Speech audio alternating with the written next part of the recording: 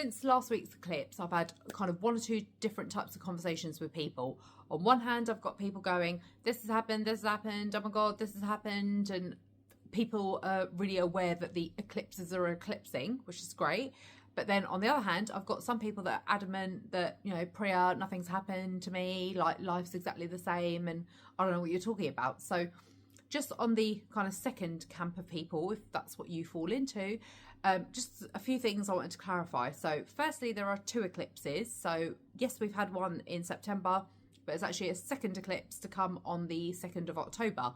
So that hasn't even happened yet. So there's still time for things to unfold. The other thing I wanted to mention about eclipses, and this is a massive misunderstanding, is that the eclipse, you know, something doesn't need to happen to you on the day of the eclipse. Eclipse energy is a month before, all the way up until maybe a month after the eclipse itself. So at the moment, you know, the whole of October is still eclipse season. So there is still plenty of time for things to unfold all the way up until probably at least like the 2nd of November.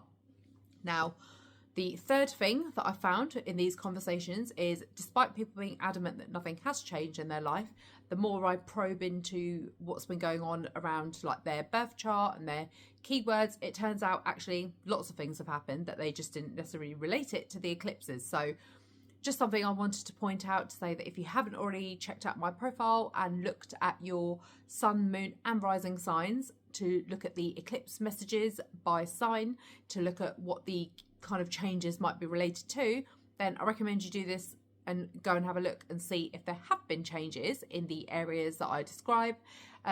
Just because, yeah, it may not immediately be obvious if you don't know which part of your life is going to change, but the more you kind of look into it, it might be surprising that actually stuff has been happening.